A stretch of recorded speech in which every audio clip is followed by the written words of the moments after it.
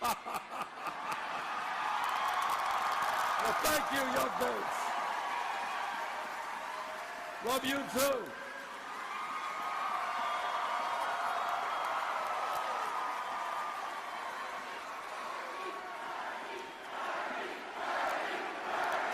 Well, when I was saying we listened to young parents, it wasn't necessarily that they all loved me, but I do appreciate that. But this is what they are saying, and I want you all to think about this. Every psychologist who studies the issue knows that the most important years of human development are 0 to 4. Okay, that's it. That's how human beings are significantly shaped intellectually and emotionally. And yet all over this country, in my state, all over this country, working families, mom goes to work, dad goes to work, working families are finding it very difficult to get quality, affordable child care.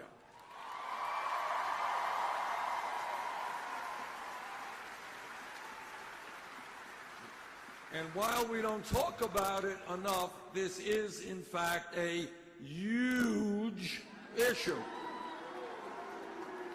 Because I want all of the children in this country, regardless of the income of their parents, to get off to a good start in life, and they deserve quality child care.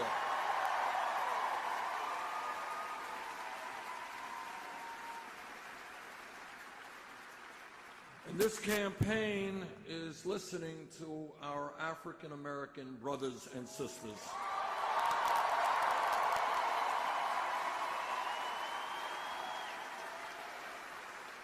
And they are tired, as we all are tired, of a broken criminal justice system.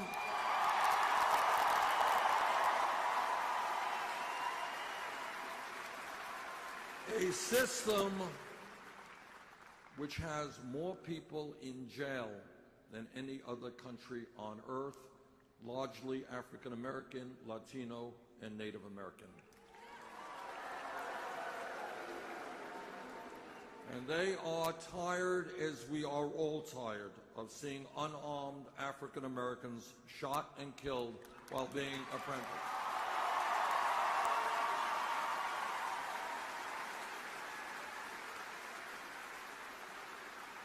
And we are listening to our Latino brothers and sisters who no longer want to live in the shadows, who want to see comprehensive immigration reform and a path towards citizenship.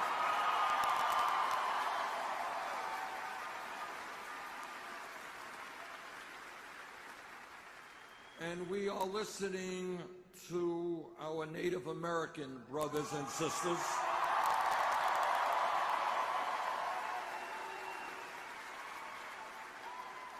people who throughout the history of this country, and we have to be frank about this, have been shamefully treated and today are living with horrendous levels of poverty, inadequate education, inadequate health care.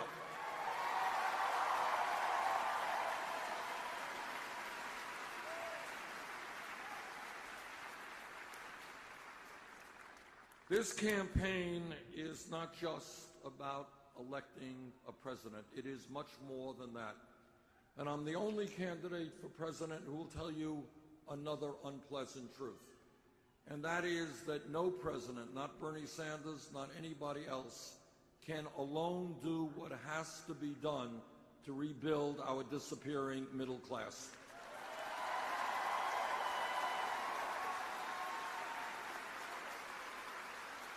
And this is why. The reason is, and it doesn't give me any pleasure to tell you, but it is the truth, that Wall Street has endless supplies of money and unbelievable economic and political power. Corporate America has enormous power. They will shut down a plant in Oklahoma tomorrow and move to China if they can make $5 additional profit.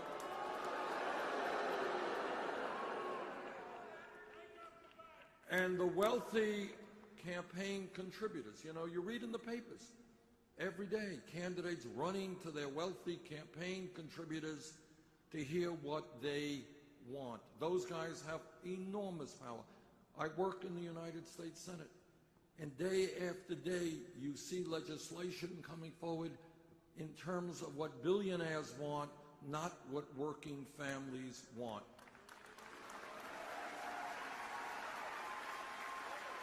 So the only way we make changes is when millions of people stand up and fight back.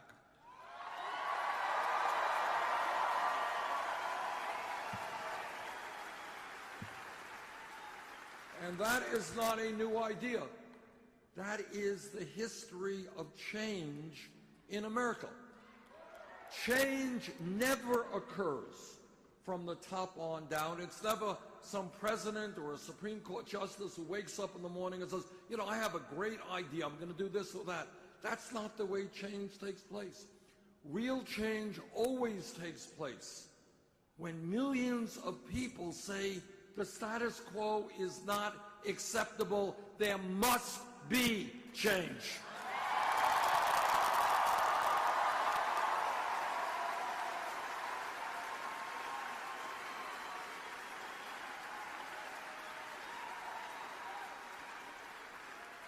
Corporations never said to workers, oh, you want to form a union? Go for it. Workers had to strike and struggle, sometimes get beaten up, sometimes get killed, to say, you know what, we're not animals. You got to treat us with human dignity. We want a union and collective bargaining.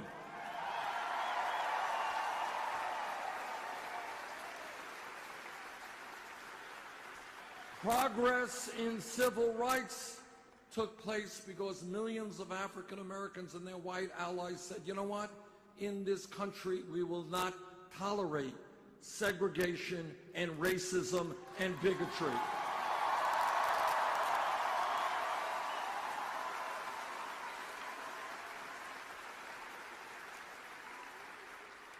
"100 years ago, not a long time from an historical perspective, 100 years ago, women in America did not have the right to vote. They couldn't go to certain schools. They couldn't undertake certain occupations. But women went on hunger strikes, demonstrated, some of them died, fought with their male allies for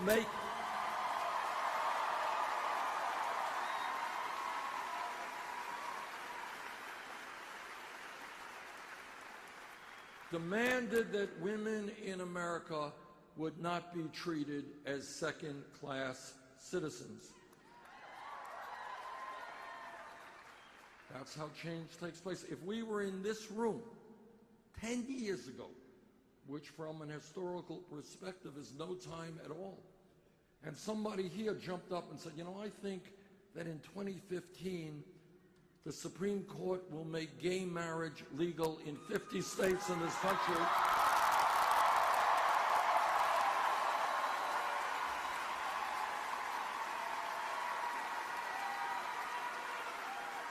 If anybody said that, the person next to him would have said, what are you smoking? Which opens up a whole other discussion.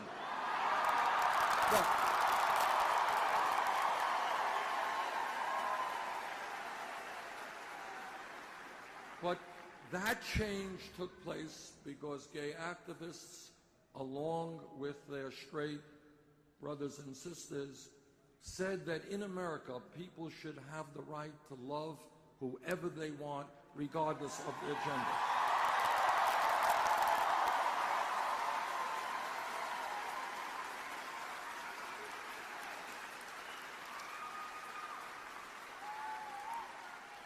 And let me give you a more contemporary example of how change takes place. We were here 5 years ago, and somebody said, you know, I think we should raise the minimum wage to $15 an hour. Somebody else would have said, $15 an hour? That's more than double the minimum wage today. You can't do that. But you know what happened? All across this country, fast food workers, the people in McDonald's and Burger King and Wendy, they went out on strike. They demonstrated. And then you know what happened? Cities like Seattle and San Francisco and Los Angeles and New York.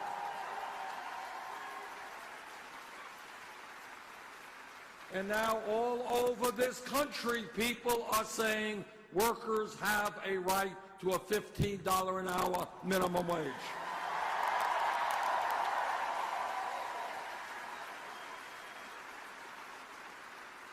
That's how change takes place.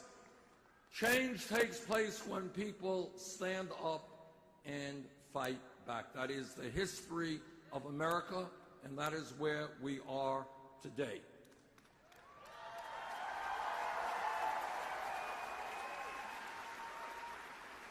Now, I want to take a minute to just talk about some of the differences that Secretary Clinton and I have on key issues.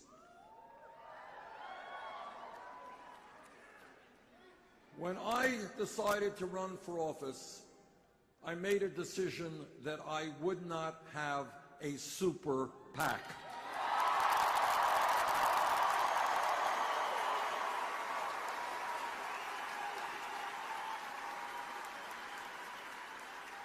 I do not represent billionaires or corporate America or Wall Street. I don't want their money.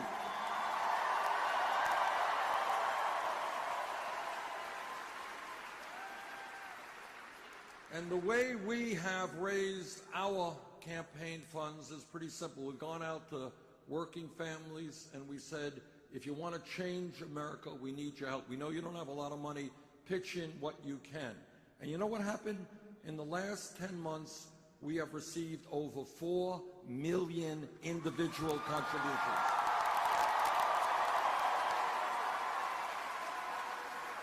That is more contributions than any candidate in the history of this country at this point in an election.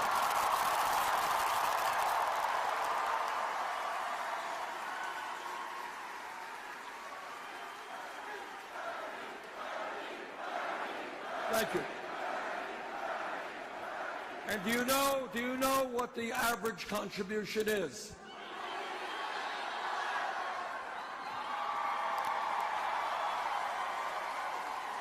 It's $27. You're right. Now, you know what is revolutionary about this? And this is truly revolutionary. If you go and you watch TV and you hear all these pundits, what they will say, the only way you can raise money is by begging billionaires and Wall Street for money. That's the only. We have shown that if you're prepared to stand up for working families will stand with us.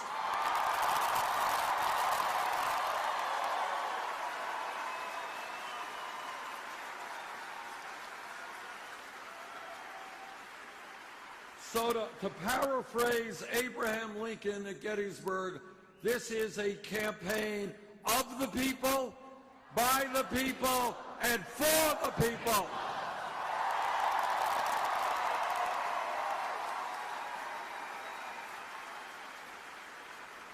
Now, that is how we raise our campaign funds. Secretary Clinton does it a little bit differently. She has a super PAC, actually more than one. The last report was their super PAC raised $25 million from special interest, $15 million from Wall Street alone. And Secretary Clinton has given some speeches to Wall Street where she's paid over $200,000 a speech. Now, I think, this is what I think, if you're going to get paid $200,000 for a speech, must be a pretty damn good speech. And if it's such a good speech, you got to release the transcripts. Let everybody see it.